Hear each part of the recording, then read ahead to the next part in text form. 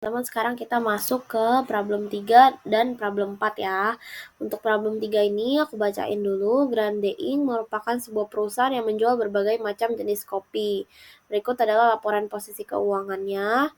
Nanti yang diminta adalah kita harus susun statement of financial position sesuai dengan klasifikasi yang benar. Jadi kita mau nyusun nih teman-teman, karena angka di sini nih, ini adalah include dari campur-campur nih teman-teman, belum tentu benar ya semua ini masuk ke long term investment gitu. Sekarang kita masuk ke poin yang pertama, ada long term investment. Grande Ink memiliki tanah senilai 749 juta dan tanah ini dibeli karena diperkirakan bahwa harga tanah akan meningkat tahun 2025. Berarti dia dibeli, tanah ini dibeli untuk istilahnya spekulasi teman-teman. Jadi kayak karena akan meningkat nih tahun 2025, aduh gue beli dulu deh gitu ya. Nah karena dia dibeli untuk spekulasi, berarti kita masukin ke land held for speculation ya. Angkanya berapa Ci? Senilai 749 juta gitu ya. Jadi kita masukin dulu apa-apa aja yang masuk ke sini, nanti kita baru klasifikasi ini masuk kemana, ini masuk kemana, ini masuk kemana gitu ya. Nah, sekarang kita ke yang perusahaan juga memiliki wesel tagih yang akan diterima pembayarannya pada akhir tahun 2024. Ini ada notes receivable ya. Karena angkanya belum dikasih tahu, kita skip dulu. Lalu ada juga Grande Ink belum membayarkan gaji manajer dan upah 10 barista, di mana manajer menerima gaji 12 juta dan barista dibayarkan setiap jamnya sebesar 51.000. Sampai tanggal 31 Desember, jumlah jam kerja setiap barista yang belum dibayarkan adalah sebanyak 50 jam. Perusahaan juga memiliki, ini bentar ya. Nah, sekarang salaries and wages payable dulu. Berarti kalau untuk barista kan ada 10 barista ya. 10 kita kalikan dengan 51.000 dikali dengan 50 jam. Jangan lupa juga kita punya gaji manajer ya teman-teman ya. Gaji manajernya sebesar berapa? Sebesar 12 juta yang belum dibayarkan. Berarti totalnya adalah 37.500.000. Nah, di sini adalah 37.500.000 gitu ya. Lalu yang terakhir, perusahaan juga memiliki copyright senilai 67.430.000. Berarti masukin aja di sini 67.430.000. Nah, total dari si long term investment di sini adalah 106.430. Berarti kita selisih, kita masukin dulu nih di sini ya. Sama dengan 106.430 gitu ya. Ini totalnya.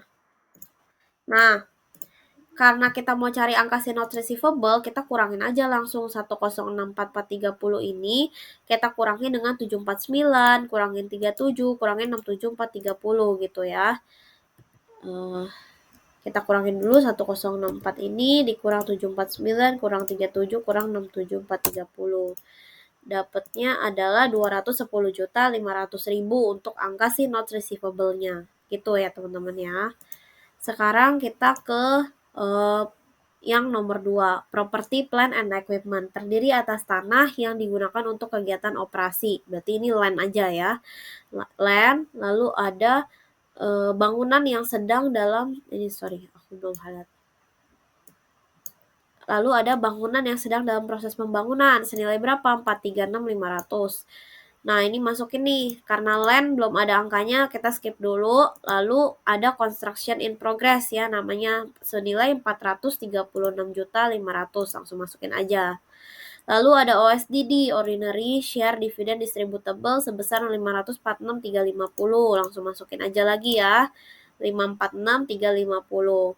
Lalu yang terakhir ada laba ditahan perusahaan atau retained earnings, berarti ya sebesar 81.430. Ini tinggal di masukin juga. Nah, sekarang kita selisihin dulu. Kita kayak tadi ya, kita kurangin dulu. Ini total dari si property plant and equipment adalah 1.314.280 ya kan? Nih ya, di sini ya, teman-teman ambil angkanya di sini. Lalu sekarang kita kurangin untuk angka di sini ya.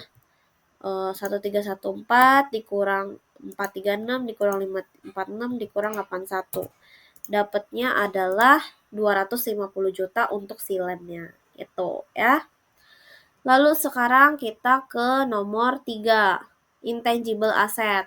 Nah, di sini Grande Ink memiliki customer list senilai 32.680.000. Masukin lagi ya si customer list 32.680.000. Lalu ada biaya pengembangan yang sudah dikapitalisasi sebesar 32.560.000. Jadi ini adalah capitalized development cost ya, sebesar 32.560.000. Grande Ink juga memiliki beberapa aset berikut. Ada ruko yang diperoleh pada awal tahun 2018 dan didepresiasikan dengan menggunakan metode straight line selama 20 tahun. Sampai akhir tahun 2022 tercatat akumulasi depresiasi bangunan 175 juta. Masukin langsung ya.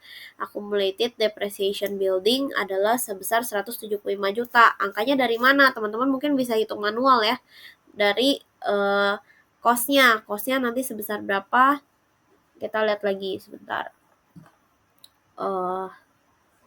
Untuk ini nggak dijabarin angkanya ya, berarti kita hitung yang lain dulu.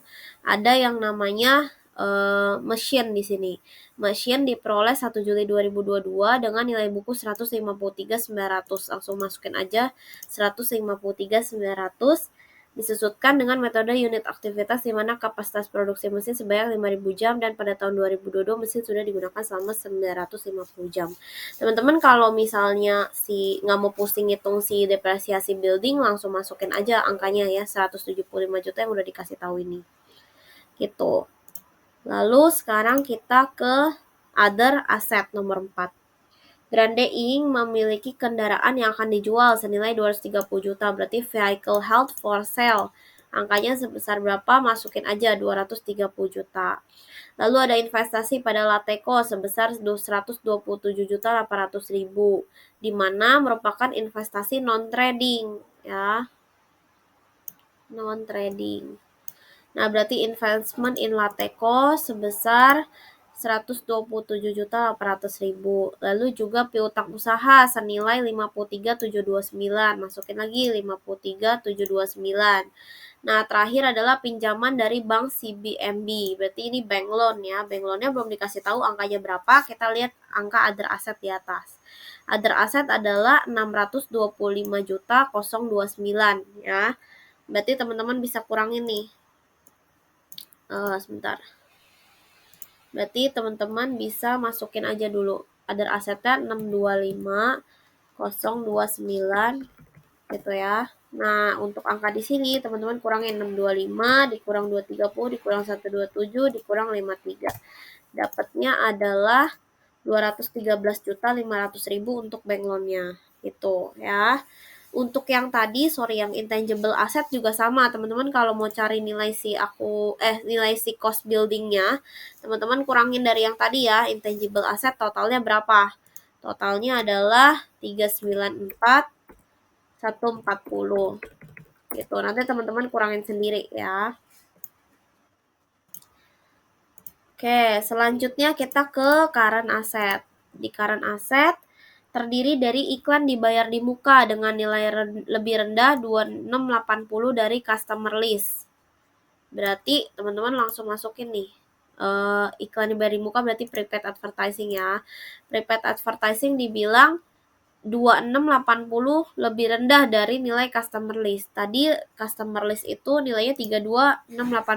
Teman-teman kurangin 2680. Jadi nilai dari si prepaid advertising adalah 30 juta ya. Di mana iklan dibayarkan untuk 3 tahun pada akhir tahun 2022. Terus ada juga barang dagang senilai 32.400 tuh inventory ya. Langsung masukin aja 32.400. Lalu ada cadangan kerugian piutang. Cadangan kerugian piutang sebesar 3.500.000. Teman-teman langsung masukin AFDA-nya 3.500.000. Dan wesel bayar yang akan dibayarkan dalam 3 tahun. Nah, untuk wesel bayar kita tinggal cariin dulu current asetnya berapa di sini. 241.035. Berarti untuk dapat angka di notes payable ini kita tinggal kurangin aja. Atau teman-teman tambahin dari bentar. Kita lihat lagi angkanya.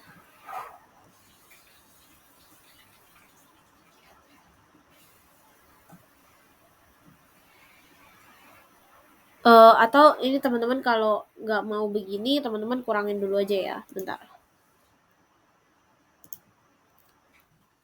Ini teman-teman kurangin 30 juta, kurangin lagi bawahnya si inventory, kurangin si 3.500.000, dapatnya 175.135 gitu ya. Oke, selanjutnya kita ke equity. Di equity, dia bilang ada saham istimewa yang diterbitkan oleh Grande Inc. sebesar 101.500 lembar dengan par 5.000. Berarti ini kita hitung ya, share capital preference. Kita hitung, berarti 5.000 dikali dengan 101.500 lembar. Ya, dapat 507.500.000. Lalu ada share capital agio saham. Agio saham tuh share capital ordinary ya teman-teman ya. Sorry. Agio itu, ini aku buka dulu deh semua. Agio itu share premium ya, share premiumnya dari si preference ya. Agio itu share premium dapatnya 142.500. Nah, ini masuk ya, share premium preference 142.500. Lalu untuk saham biasa yang diterbitkan oleh Grande Inc adalah 150.000 lembar dengan 149.765 dengan par 3.200. Berarti teman-teman kalian ya share capital ordinary. Share capital ordinary-nya adalah teman-teman kalian 3.200 teman-teman kalikan 150.000 lembar. Ingat ya, yang dikaliin tuh yang diterbitkan bukan yang outstanding ya. Dapatnya adalah 480 juta dengan agio saham biasanya berapa? 170 juta. Berarti masukin share premium ordinary 170 juta. Nah, Grande Inc memiliki pendapatan dividen 235 gitu ya. Oke. Sekarang ke non-current liabilities. Grande Inc memiliki hutang obligasi dan hutang hipotek sejumlah 565 juta. Di mana hutang hipotek itu lebih tinggi 75 juta daripada hutang obligasi. Berarti kita bisa asumsikan di sini, aku masukin ke sini ya. Berarti kan kalau totalnya adalah 565 juta, hutang hipotek itu lebih tinggi 75 juta. Berarti kita bisa masukin X plus 75 juta hutang hipotek lebih tinggi 75 juta daripada hutang obligasi. Berarti kita masukin hutang obligasinya itu X sama dengan 565 juta. Berarti 2X 2X sama dengan 565 juta. Kita kurangin dengan 75 juta. 2X sama dengan 565 juta kurang 75 juta. Kurang 75. Dapatnya 490 juta. Berarti X sama dengan 490. Ini nggak bisa dibikin sama dengannya.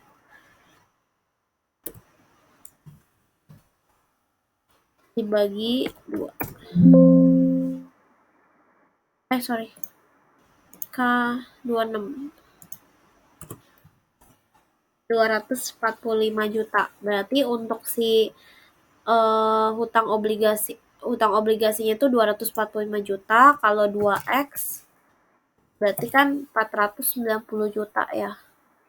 Berarti di sini kita buka ya, untuk bonds payable-nya sebesar 245 juta ya, hutang obligasi. Kalau mortgage payable-nya sebesar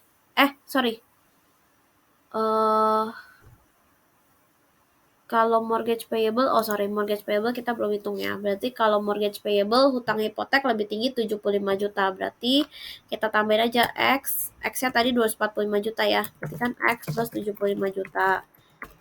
Berarti sama dengan 245 juta. Kita tambah dengan 75 juta. Dapatnya adalah 245 ditambah 75. Dapatnya adalah 320 juta ya. Berarti di sini adalah 320 juta. Lalu untuk selanjutnya adalah perusahaan memiliki kas senilai 235.830. Berarti masukin ya, cashnya 235.830. Dan memiliki restricted cash. Restricted cashnya kita belum tahu. Berarti kita hitung dulu ya. Cara hitungnya gimana, Ci? Kita lihat yang di non-current liabilities, angkanya berapa? 987.730 ya kan? Berarti 987.730 kita kurangin dengan 245, kurangin 320, kurangin 235. Sorry. Ini kita masukin dua angkanya ya. Angkanya tadi berapa? 987.730. Ya kan? Nah, berarti di sini adalah 987.730 kurang 245 kurang 320 kurang 235. Dapatnya adalah 186.900 ya untuk angka si restricted cash-nya. Lalu selanjutnya kita ke current liabilities. Di current liabilities diketahui bahwa Grande Inc. memiliki beban terutang atau accrued expense sebesar 348.500. Masukin aja di sini ya, 348.500. Lalu ada hutang usaha accounts payable 269.300. Lalu bond sinking fund 229.734, 229.734. Lalu ada hutang bunga 39.200. Nah, masukin 39.200 ya. Lalu ada income tax expense. Income tax expense-nya kita hitung lagi, ulang. Kita lihat ya, total si current liabilities adalah 111.5.949. Berarti di sini adalah 111.5.949. Ya, berarti berarti di sini kita kurangin satu-satu ini, dikurang ini, dikurang ini, dikurang ini, dikurang ini. Dapatnya adalah 229.215 gitu ya. Nah, untuk informasi tambahan udah selesai semua. Sekarang kita tinggal susun yang namanya SOFP ya. Sekarang kita lihat lagi, kita susun SOFP-nya. Ingat, bikin judul dulu. Grande Inc. Statement of Financial Position Desember 31, 2022. Yang pertama ada aset. Semua nih harus ditulis ya teman-teman ya, karena nanti ada poinnya masing-masing. Kalau nggak ditulis, aku nggak bisa kasih poin ya. Ini tulis nih, Grande Inc, SOFP, Desember aset gitu ya. Lalu aset dibagi jadi non-current asset sama nanti ada current asset. Nah, non-current asset diurutin lagi dari long-term investment. Tadi kalau di PPT yang masuk long-term investment tuh ada apa aja? Teman-teman nanti lihat sendiri ya. Nah, kita lihat lagi nih di sini. Ini tadi ada namanya land held for speculation. Nah, ini masuk ke dalam long-term investment. Berarti kita masukin ya. Land held for speculation-nya 749 juta. Lalu yang masuk ke long term investment lagi, tadi ada notes receivable ya, karena sampai akhir tahun 2024 lama ya dia ya. Berarti notes receivable tadi kita masukin 210.500.000. Masukin ya. Lalu ada juga investment tadi, mana nih ya? Ada investment tadi di mana ya? Di other asset nih ya, merupakan investasi non trading ya, berarti ini masuk ke long term investment. Sebesar berapa angkanya tadi? Sebesar 127.800 ya, berarti ini masukin aja 127.800. Lalu terakhir ada bond sinking fund yang tadi baru kita ada tuh, bond sinking fund 229.734. Nah, langsung masukin aja angkanya ya, 229.734. Lalu teman-teman totalin dapat long term investmentnya adalah 1317034. Tuh ya. Materi ini cukup mudah, teman-teman tinggal klasifikasikan aja ke masuk kemana gitu ya. Sekarang kita ke PPE. Untuk di PPE tadi ada land ya, teman-teman, tadi ada land sebesar 250 juta. Jadi teman-teman langsung masukkan aja land 250 juta. Lalu ada building. Tadi building kita udah tahu yang namanya mana nih tadi? Nih, accumulated depreciation building ya kan. Nah, karena kita tahu angka accumulatednya 175 juta, berarti kita harus cari cost-nya ya kan teman-teman ya. Cara cari cost-nya gimana? Kita lihat tadi si building ya. Nah ini dia didepresiasikan metode straight line selama 20 tahun sampai akhir tahun 2022 tercatat akumulasi depresiasi bangunan 175 juta. Dia diperolehnya kan dari 2018 ya. 2018 itu diperoleh. Ya kan? Lalu ACC depre-nya itu sebesar 175 juta. Nah, 175 juta ini berapa tahun? Berarti udah dari tahun 2018 ya, 18, 19, 20, 21, 22. Berarti udah 5 tahun, ya kan? Nah, berarti untuk mencari angka si cost-nya, biasa kan kalau cost itu rumusnya adalah nilai untuk ACC depre rumusnya adalah cost dikurang dengan nilai sisa dibagi umur manfaat, ya kan? Nah, berarti kita bisa masukin nih ACC depre-nya kita tahu 175 juta, ya kan? Sama dengan berarti nilai cost-nya kita nggak tahu, kita masukin X. Di sini ada nilai sisa nggak? Nilai sisanya nggak ada ya, berarti habis aja dibagi dengan 20 tahun. Berarti kita bisa tahu X-nya X sama dengan tinggal teman-teman kalikan 175 ini bukan 20 ya. Berarti umur manfaatnya karena tadi udah kepake 5 tahun, berarti bagi 15. Bagi 5, karena 5 tahun kan tadi. Berarti X-nya adalah 175 juta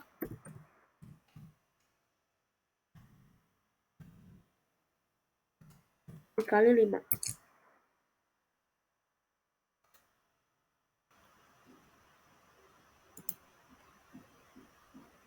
Dapatnya adalah 875 juta. Sebentar ya. Sepertinya ada ralat. Sebentar. Teman-teman, aku lupa bagi ya. Jadi, ini untuk ACC depre-nya kan 175 juta untuk 5 tahun ya, teman-teman ya.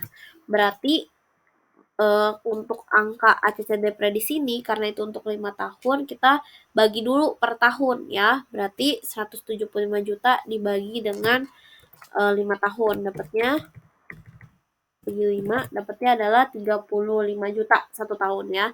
Berarti 35 juta kita ini harusnya sama dengan ya, berarti cost berarti kan X tadi ya, X dibagi dengan umur manfaatnya adalah 20 tahun gitu ya. Berarti X di sini tinggal 35 juta, teman-teman kalikan dengan 20 tahun. Dapatnya adalah 700 juta untuk costnya gitu ya. Berarti kita bisa masukkan angka cost di sini untuk building adalah sebesar 700 juta.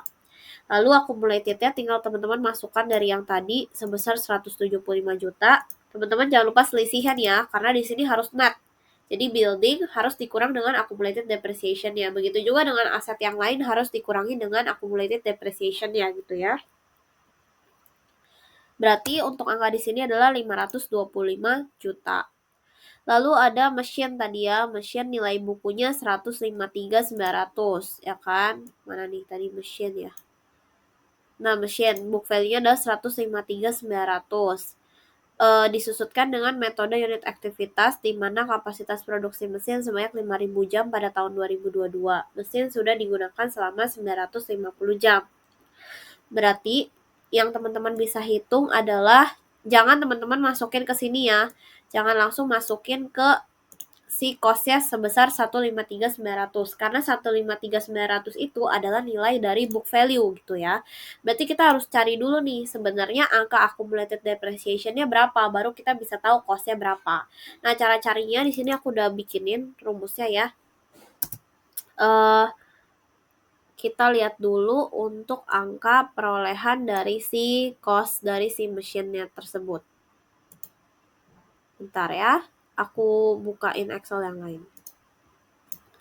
Oke, teman-teman kita balik lagi. Nah, untuk angkanya aku udah tulisin di sini ya. Jadi gini, mesin itu kan dibilang di sini mana nih ya? Book value-nya adalah 153.900.000 ya kan. Jadi BV sama dengan 153.900.000. Sorry. Titik. Nah, lalu kalau kita mau hitung accumulated depreciation, kita harus hitungnya kan berarti cost kita bagi dengan 5.000 jam ini ya kan, dikali dengan yang udah kita gunakan berapa selama tahun 2022, 950 ya kan. Berarti karena costnya kita belum tahu, kita asumsikan X dulu ya. Jadi X dibagi 5.000 lalu dikali 950. Nah, kalau cari book value berarti kan cost dikurang dengan accumulated depreciation, betul ya? Yang aku tulis ya. BV sama dengan cost dikurang dengan ACC depre, ya kan? Berarti di sini adalah cost-nya kita belum tahu, cost dikurang dalam kurung ini ACC depre angka yang tadi ya, X dibagi 5.000 dikali 950. Nah, BV-nya kita bisa masukin nih. BV kita bisa masukin 153.900 ya kan. Lalu X-nya kita belum tahu. Nah, ini aku kali ini ya kan. X dikali 950 jadi 950 X dibagi dengan 5.000. Nah, ini aku sederhanain dulu ya. Jadi X-nya kita harus sederhanain dulu. Karena ini X tuh istilahnya 1, berarti 1 kita kurangin 950 dibagi dengan 5.000. Dapatnya 0,81 ya. Nah, udah kita sederhanain dapat 0,81 X gitu kan ya.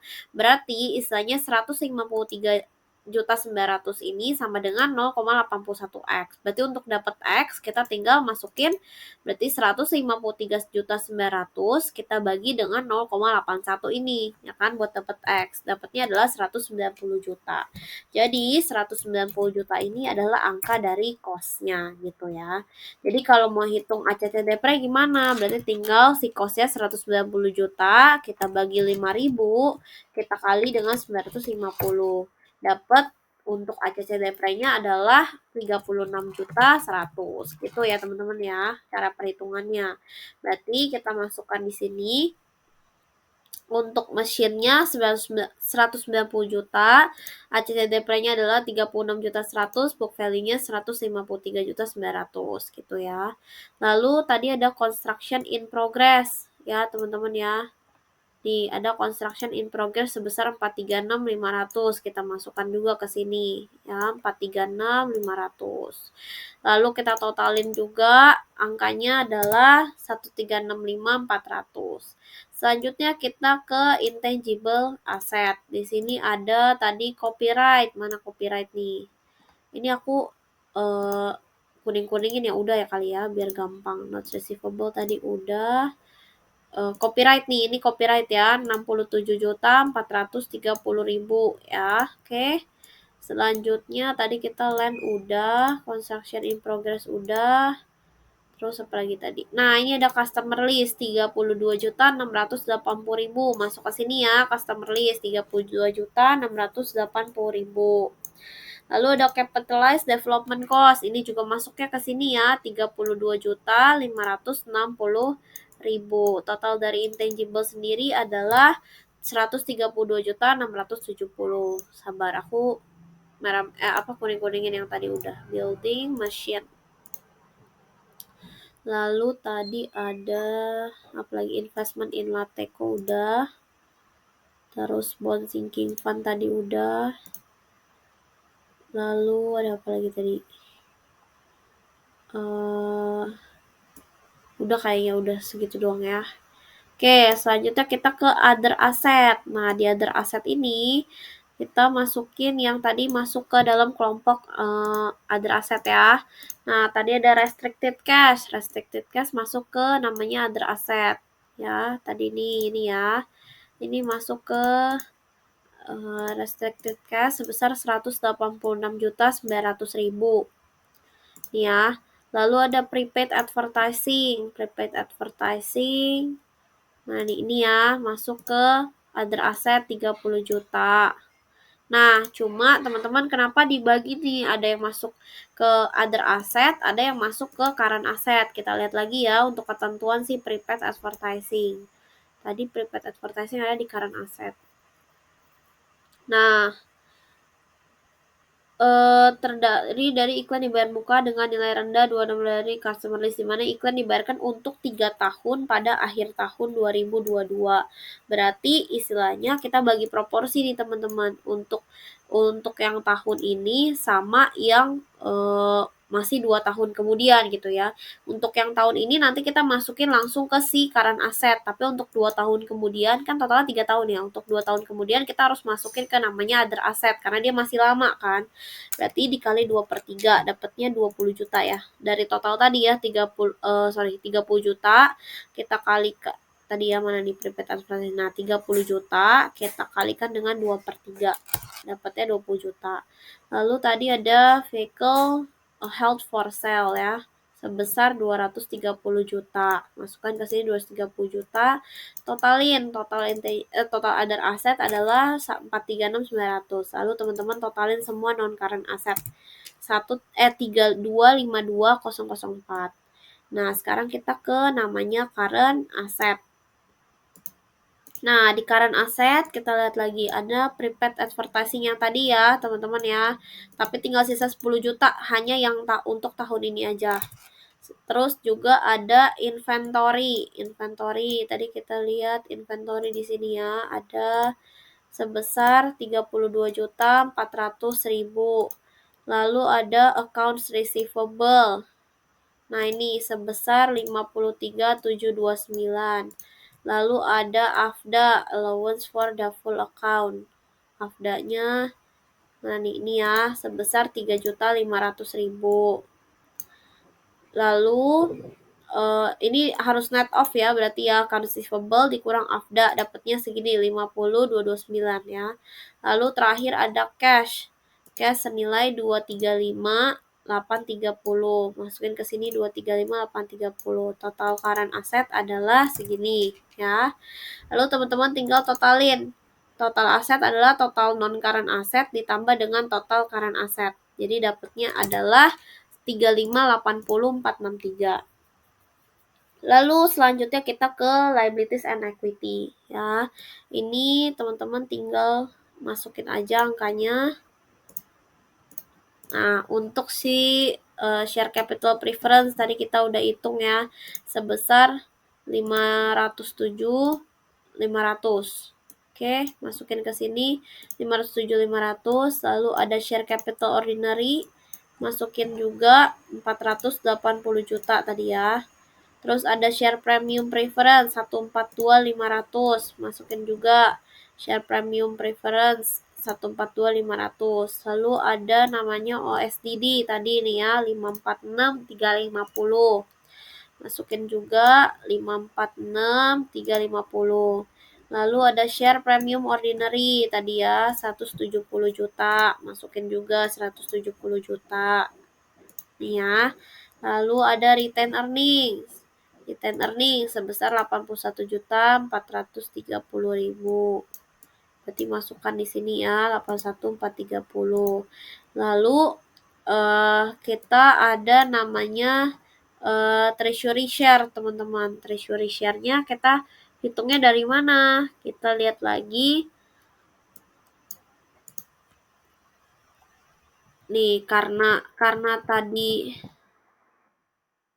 ini ya, ini ada keterangan tambahan nih, treasury share asumsi kalau cost-nya sama kayak par share capital ordinary gitu ya. Jadi teman-teman tadi lihat di share capital ini ada di bagian equity ya. Nah, ini ada saham biasa yang diterbitkan 150.000 dengan par 3.200. Lalu agio sahamnya 170 juta. Nah, kenapa ada si treasury share di sini? Karena kan teman-teman lihat ada 150.000 lembar yang diterbitkan, tapi yang outstanding cuma 149.765. Berarti kita harus kurangin nih, sisanya kemana soalnya? Sisanya pasti ke treasury share. Nah, berarti kita kurangin 150.000 ya 150.000 dikurang dengan 149.765. Nah, dikali dengan nilai parnya ya 3.200. Dapatnya 752.000 ya kan. Minus, jangan lupa tertiary share tuh mengurangi ya. Maka total equity adalah 1.927.028 ya. Selanjutnya untuk liabilities nih terakhir. Kita masuk ke non current dulu ya, ada non current liabilities. Di sini ada, aku buka semua dulu ya. Di sini ada bonds payable ya. Tadi kita lihat di sini ada bonds payable. Mana tadi nih? Ini bonds payable sebesar 245 juta. Masuk ke sini ya, 245 juta. Lalu ada namanya mortgage payable. Nah, mortgage payable-nya ini kita lihat lagi. Nah, ini ya 320 juta, masukin juga ya teman-teman ya, 320 juta. Lalu ada lagi notes payable tadi nih 175 135, masukin lagi 175 135. Lalu ada bank loan terakhir nih, bank loan tadi di sini ya, bank loan 213.500, masukin juga 213.500. Totalnya, teman-teman totalin ya, total long term liabilities-nya berapa? Sebesar 953.635. Lalu ada current liabilities. Terakhir nih ya, current liabilities tadi ada salaries and wages payable 37.500 ya. Ini 37.500. Lalu ada interest payable 39.200. Masukin lagi interest payable 39.200. Ada tambahan ya berarti ya, ada tambahan di ada revisi nih, sebentar. Nah, ada tambahan informasi nih, ada revisi ya. Jadi mengenai bunga hutang obligasi tiap awal tahun akan dibayarkan sebesar 5.300.000. Berarti teman-teman tambahin ya, 5 juta tambahin 5.300.000 ya. Angka yang tadi kita udah hitung tambahin 5.300.000, dapatnya 44.500. Lalu ada yang namanya accrued expense. Accrued expense-nya 348.500 sama accounts payable-nya 269.300. Teman-teman masukin ya, accrued expense 348 sama 269.300. Teman-teman totalin non current liabilities-nya dapat 699.800. Lalu teman-teman totalin liabilities-nya non current tambah current dapatnya adalah 1653. Lalu teman-teman terakhir jumlahin total equity dengan total si liabilities yang tadi. Dapatnya adalah 3580.463. Hasil total liabilities dan equity harus balance dengan total aset ya. Jadi angkanya harus sama. Kalau nggak sama berarti teman-teman ada yang salah, cek lagi. Dan kalaupun sama belum tentu semua juga benar gitu ya. Nah, udah sampai sini udah beres nih. Berarti untuk problem 3 sudah selesai. Nanti kita lanjut ke problem 4 di video berikutnya ya.